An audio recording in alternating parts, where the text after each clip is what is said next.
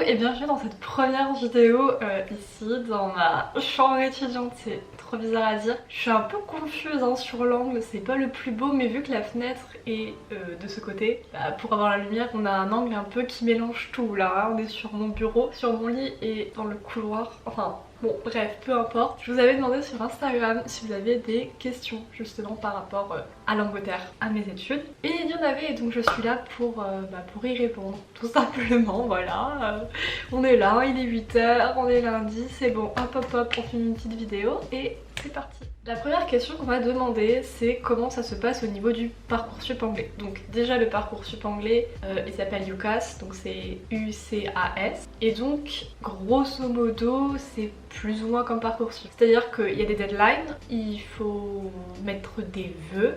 C'est juste que au niveau des vœux, et bon déjà les dates forcément c'est pas les mêmes, mais après tout est répertorié sur le site, ça y a pas trop de soucis, c'est quand même plus ou moins assez précis. Mais contrairement à la France où je crois on peut mettre 10 ou 12, oh my god, 12 vœux. Là c'est limité à 5. En fait vous pouvez genre changer vos vœux. Je sais que moi j'avais 5 vœux, enfin d'abord j'en avais 3, après j'en ai rajouté 2. Et normalement il y a chaque vœu que tu peux switcher vers un autre. Donc en fait il y a des universités à un moment je me suis rendu compte que je voulais pas y aller, ou juste qu'elles ne m'allaient pas ou quoi, et en fait je les ai changées pour une autre. Théoriquement ça vous fait toujours que 5 vœux, mais si vous avez merdé ou que vous changez d'avis c'est toujours possible. Mais du coup vous pouvez pas changer d'avis plus de 5 fois, je crois, hein, d'après ce que j'ai compris. Et sinon sur la procédure, bah déjà ce qui est différent c'est que ce site là il faut payer. Alors il faut pas payer des masses, mais il faut quand même payer 26 pounds, ce qui fait à peu près 30 € je crois. Normalement faut faire un essai, enfin quelque chose d'écrit en gros. Alors je sais que moi j'ai pas eu à faire ça, mais tout dépend de l'université où vous postulez. Moi je pense que c'est parce que j'ai postulé dans l'université qui était dans l'art en fait, donc je pense que c'était plus le portfolio qui comptait en fait qu'un essai, quelque chose d'écrit. Mais si vous voulez faire quelque chose comme une licence d'histoire ou d'économie, je pense que forcément vous en aurez un essai à faire. Comme sur Parcoursup, enfin faut fournir vos bulletins. Si vous avez déjà eu le bac comme moi je l'avais eu, bah fallait mettre les résultats, blablabla. Après l'autre différence c'est que contrairement au Parcoursup où tu sais, enfin t'as des dates en fait où les gens te répondent, là c'est à la bonne fois enquête. Là tu n'as pas d'explication. Des fois j'avais une réponse d'université le lundi, puis quelqu'un d'autre me répondait le mardi, puis le mercredi. Enfin vous voyez, vous pouvez pas répondre aux gens. Enfin vous pouvez pas dire oui et confirmer à quelqu'un si toutes les universités n'ont pas répondu. Donc en gros si vous avez une réponse et vous voulez la confirmer mais que d'autres gens n'ont pas répondu, il faut annuler les autres pour pouvoir répondre. Enfin voilà, il y a plein d'explications, ça va, ça se passera bien, il n'y a pas de soucis à se faire de ce côté là. Et du coup la seconde question que j'ai eue de la même personne, c'était est-ce que j'ai dû passer un test de langue? Alors la réponse est oui, et de toute façon je pense qu'il faut passer un test de langue dans tous les cas, parce que il y a des universités qui disent voilà, si vous venez d'une section internationale, si vous avez eu telle note au bac en anglais, vous n'en avez mis, ça va, pas besoin de test de langue et tout. Sauf que dans tous les cas, vous allez avoir besoin d'un visa. Normalement, sauf si je sais pas d'où vous venez, mais maintenant avec le Brexit, vis-à-vis. Et dans le visa, de toute façon, il faut justifier son niveau de langue, enfin en tout cas pouvoir dire que vous avez au moins un niveau B1, B2, quelque chose comme ça, enfin que vous pouvez en fait vous débrouiller quand vous êtes en Angleterre quoi, parce que sinon c'est un peu embêtant. Du coup je pense que dans tous les cas il faut faire un test, mais des fois si votre université vous dit bah avec ça c'est bon, l'université peut aussi valider votre niveau de langue pour le visa. Donc en fait c'est un peu au cas par cas, ça dépend vraiment de l'université, de ce qu'elle dit et de ce que le visa accepte, mais généralement le visa il est un peu lié à l'université, donc du moment que l'université est ok, normalement le visa c'est plus ou moins ok aussi. Mais du coup dans mon cas, moi pour valider mon vœu, il fallait que je montre mon bulletin, donc mon résultat du bac. Du coup aussi, chose à prendre en tête, mais les résultats du bac, vous n'allez pas envoyer votre photocopie du bac en français, hein, faut la traduire, hein, et la traduction c'est pas gratuit. C'est pas un truc que j'avais pris en compte ça. Il faut savoir qu'il y a un délai pour la traduction, donc faut faire attention si vous avez des deadlines ou quoi. J'ai dû, du coup le test de langue, je devais avoir au moins 6, donc je pense que ça correspond plus ou moins à un niveau B1, B2, quelque chose comme ça.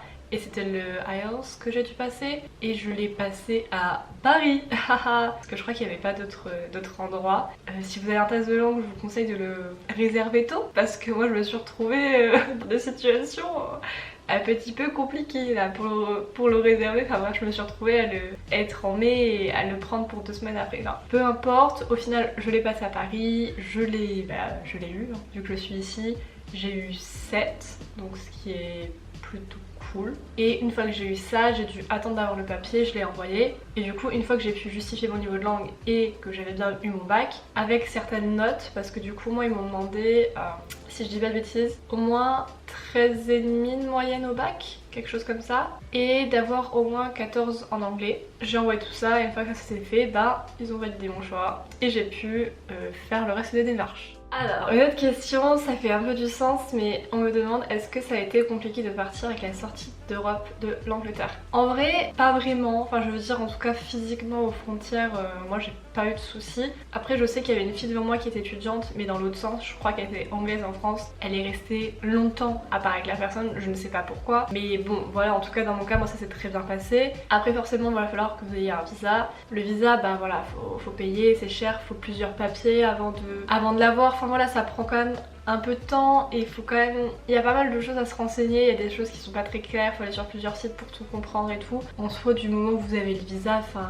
voilà, c'est la grosse étape à faire, mais quand vous avez le visa c'est bon quoi, vous circulez et normalement personne vous embête. Mon niveau en anglais, bah du coup comme je vous l'ai dit, moi j'ai passé le test là, le IELTS. J'ai passé le académique, donc pas le général. Donc normalement il me semble que le académique est censé être un peu plus dur que le général ou l'inverse, je sais plus. Mais en tout cas j'ai passé celui qui était le plus dur. Et j'ai passé celui qui était aussi spécial pour le visa parce que maintenant il y a bah du coup le test et il y a un peu une spécialité pour le visa. Je sais pas trop ce que ça change mais du coup il est plus cher. Yes. Anyway, et bah du coup j'ai eu 7 donc ça équivaut à un niveau C1. Alors, une question aussi qu'on m'a beaucoup posée, qu'est-ce que je vais faire comme étude? C'est écrit dans ma bio les gens.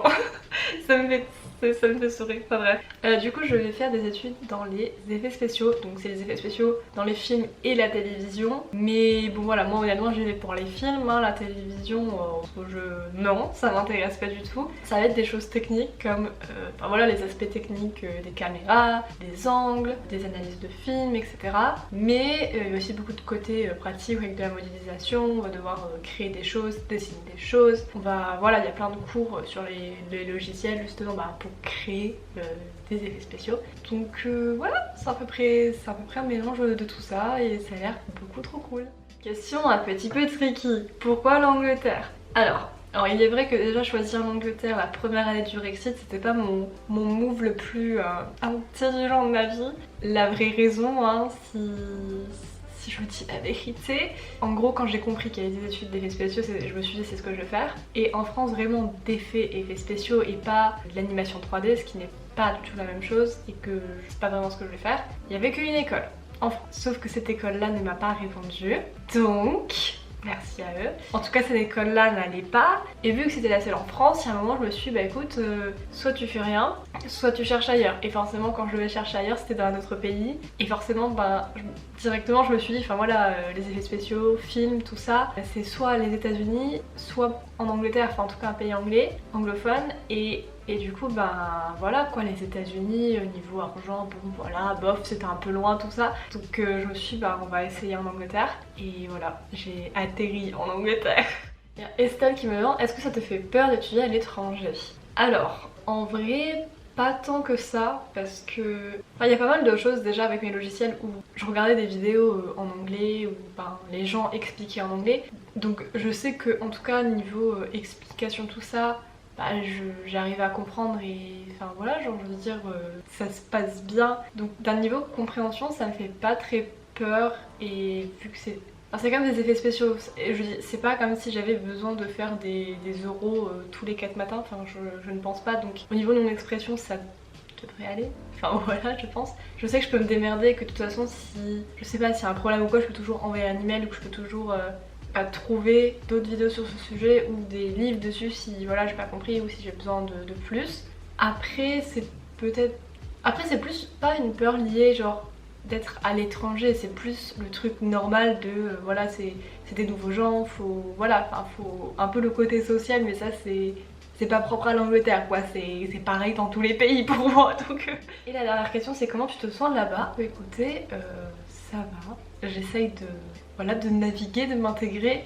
C'est vrai que pour l'instant là j'ai pas cours en fait avant mi-octobre, on est mi-septembre, donc c'est vrai que pour l'instant là je suis là, mais en même temps j'ai pas la vie totalement full étudiante Enfin, je veux dire, voilà, dans mon appartement, on n'est pas tous là encore. J'ai pas les cours, enfin, vous voyez. Mais voilà, je fais ma petite vie, quoi. Je continue ce que je faisais avant.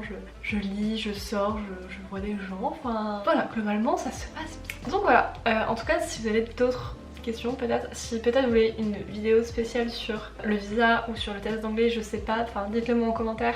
J'essaierai de faire ça.